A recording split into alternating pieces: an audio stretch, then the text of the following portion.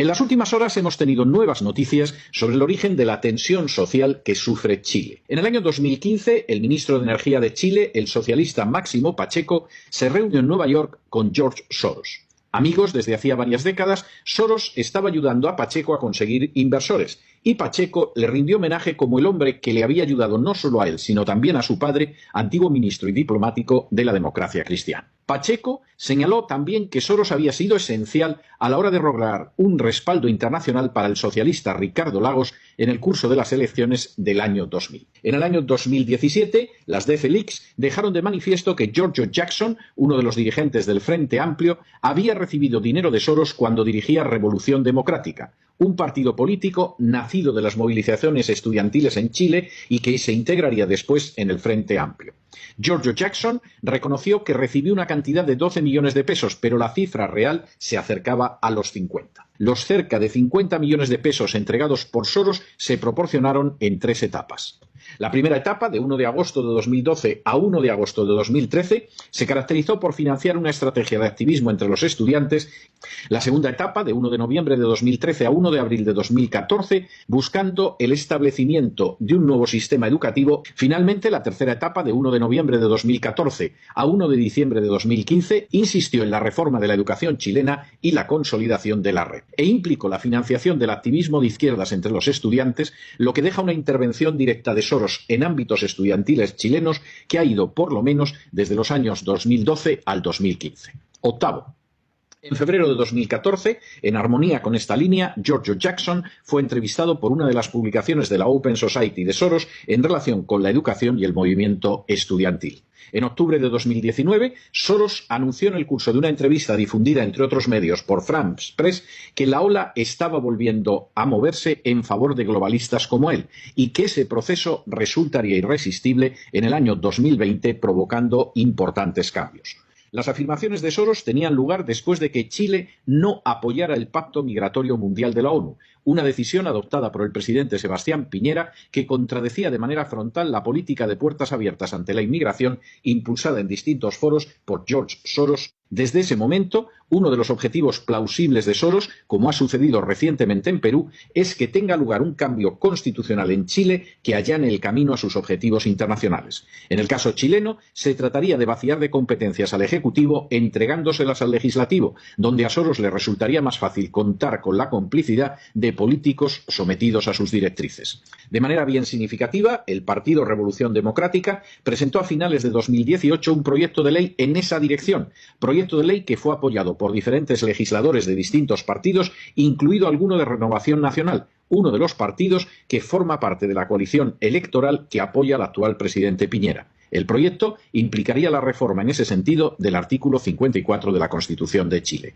El 18 del pasado mes de octubre tuvo lugar la subida de las tarifas del metro en Chile.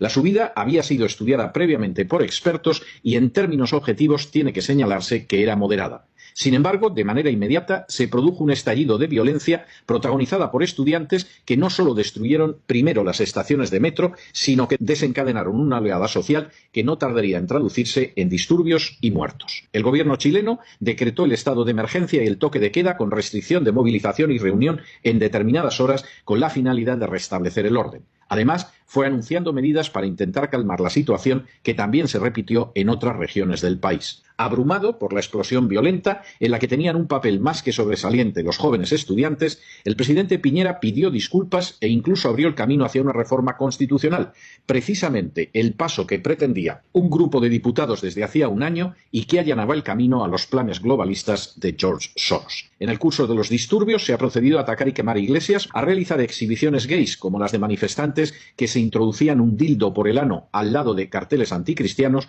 o a llevar la violencia hasta la universidad. Hace apenas unas horas, el administrador apostólico de Santiago de Chile, el padre Celestino Aós, ha afirmado públicamente que es indudable que hay que cambiar la Constitución y ha llamado a abrir las iglesias para usarlas en los cabildos ciudadanos. A día de hoy, la revuelta en Chile contabiliza más de 4.000 detenidos, 1.600 civiles heridos, 1.000 funcionarios de las fuerzas del orden público heridos, varios muertos y un costo aproximado por daños a infraestructuras públicas que solo en la región metropolitana supera los 16 millones de dólares. Hasta la fecha, no aparecen indicios de que la nación vaya a recuperar el sosiego en las próximas jornadas.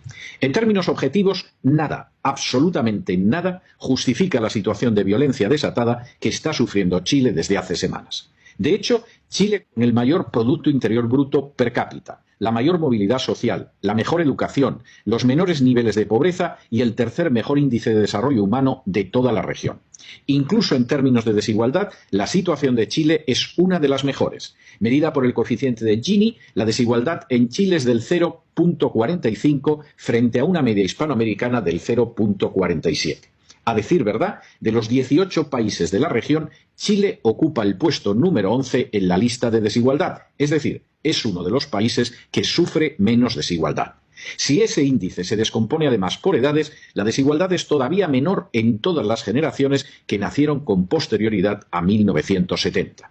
Finalmente, el porcentaje de ciudadanos chilenos cuyos ingresos son inferiores al 50% del salario medio es el más bajo de toda Hispanoamérica, el 14,1% frente al 18,8% de la región.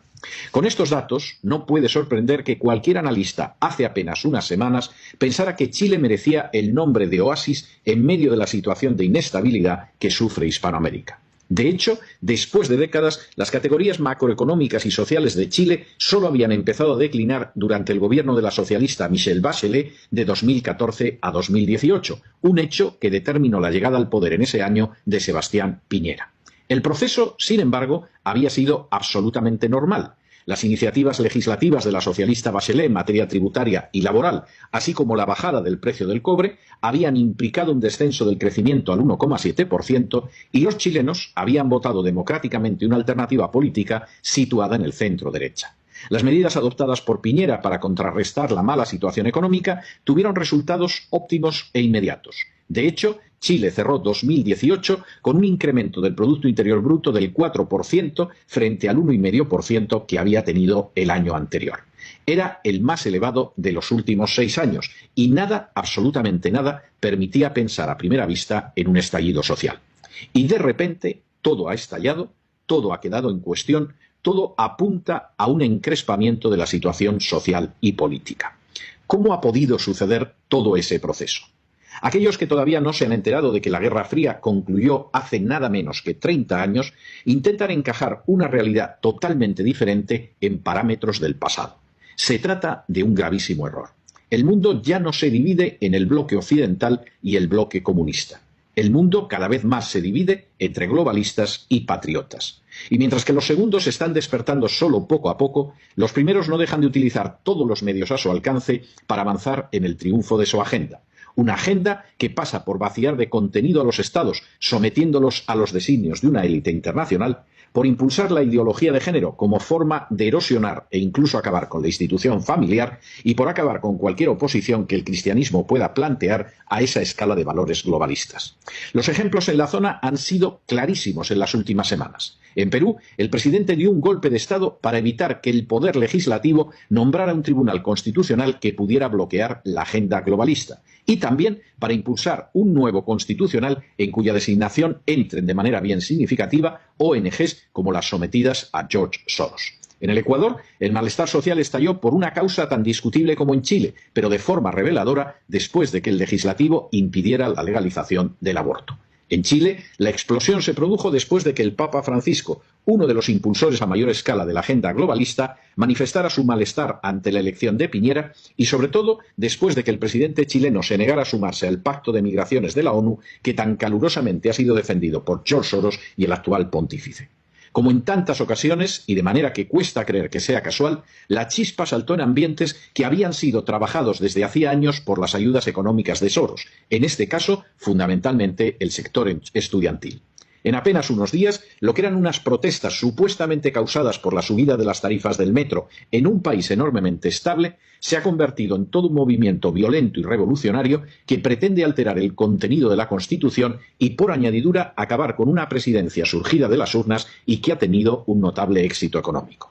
Las razones son obvias. En primer lugar, se trata de lanzar el mensaje de que nadie, absolutamente nadie, podrá apartarse de las imposiciones de la agenda globalista sin recibir golpes. Y, en segundo lugar, que ni siquiera las naciones más estables se encuentran a salvo de los frutos amargos y trágicos de esas maniobras globalistas. Todas y cada una de ellas nacen en el exterior y obedecen no a los intereses nacionales, sino a otros